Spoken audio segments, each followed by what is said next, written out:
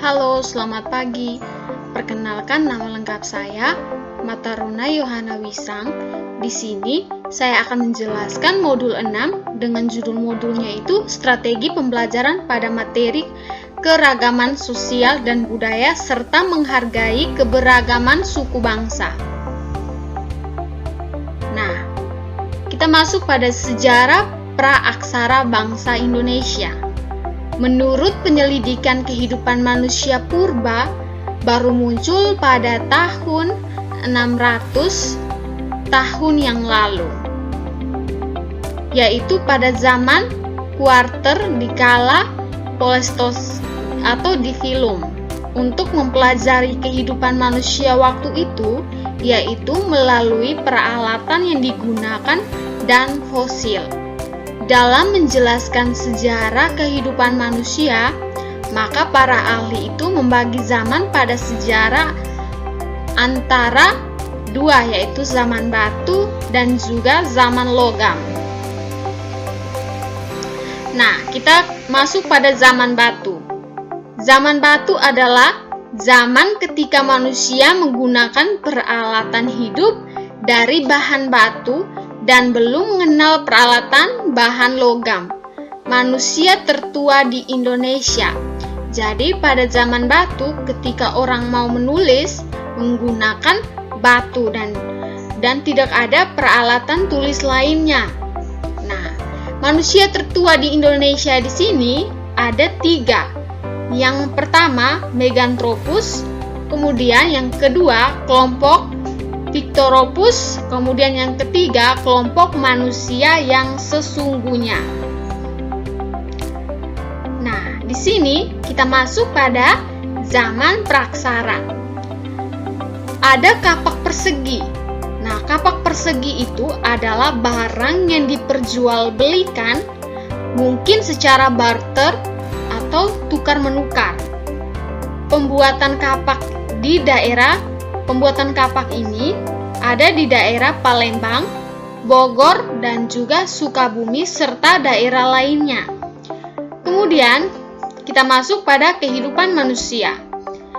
Kehidupan manusia pada zaman ini sudah bermasyarakat dan sebagian dari mereka ini telah memiliki keterampilan kerajinan tangan seperti menenun, kemudian membuat periuk. Jadi pada kehidupan ini masyarakat itu sudah memiliki keterampilan yang mendukung. Nah, kita masuk pada hasil kebudayaan. Hasil kebudayaan di sini ada 2. Yang pertama pakaian, kemudian yang kedua itu perhiasan, yang ketiga itu tembikar. Nah, ada keragaman suku bangsa dan budaya bangsa Indonesia. Corak khas dari suatu budaya bisa tampil karena kebudayaan itu menghasilkan suatu unsur yang berbeda. Jadi, suatu kebudayaan itu apabila tampil karena dia menghasilkan suatu unsur yang berbeda yang tidak sama dengan unsur kebudayaan lainnya. Kemudian dia punya cara pengelompokan kebudayaan di atas dikenal dengan metode kultur area. Nah, tentunya kultur area ini memiliki kelemahan, yaitu tidak dapat memastikan batas wilayah kebudayaan suatu suku bangsa. Jadi, kultur area ini dia tidak bisa memastikan batas wilayah satu dengan batas wilayah lainnya.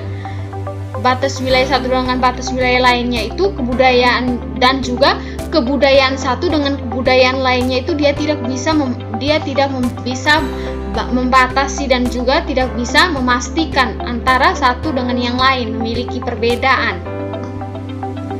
Kemudian tentunya kita harus mengenal dulu kultur area itu apa.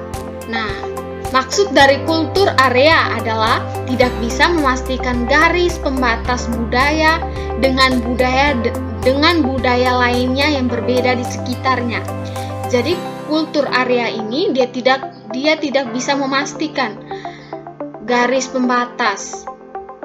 Maksudnya itu dia tidak bisa memastikan antara budaya satu dengan budaya lainnya.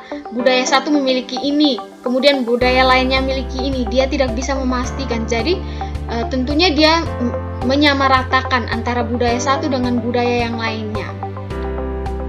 Nah, kita masuk pada menghargai keberagaman suku bangsa dan juga budaya di Indonesia. Tentunya kita harus menghargai keberagaman suku bangsa dan budaya yang ada di Indonesia. Dalam pendidikan multikultural perlu ditambahkan dengan how to live and work together with other, yang artinya keterampilan hidup bersama-sama dalam komunitas yang plur secara agama, kultural maupun teknik atau etnik. Nah, di sini kita harus saling menghargai antara agama, suku, ras, dan juga budaya yang ada pada Indonesia karena kita multikultural. Jadi, kita tidak boleh membanggakan antara agama satu dia lebih unggul, kemudian dia punya budayanya itu lebih unggul dari budaya yang lainnya. Kita harus sama-sama saling menghargai dan juga saling mensupport satu sama lain. Nah, pembelajaran berbasis budaya. Yang pertama, belajar tentang budaya, menempatkan budaya sebagai bidang ilmu. Di sini, ketika kita belajar budaya tersebut kita tempatkan pada bidang ilmu. Kemudian yang kedua, belajar dengan budaya terjadi pada saat budaya diperkenalkan kepada siswa sebagai cara atau metode untuk mempelajari bahasan tersebut. Jadi, budaya tersebut diperkenalkan kepada siswa agar siswa tersebut dapat mengetahui atau dapat mempelajari budaya-budaya yang ada pada Indonesia, budaya apa saja, sehingga ketika dipelajari siswa-siswi tersebut dapat memahami, oh seperti ini budaya yang ada di Indonesia. Nah, yang berikut belajar melalui budaya.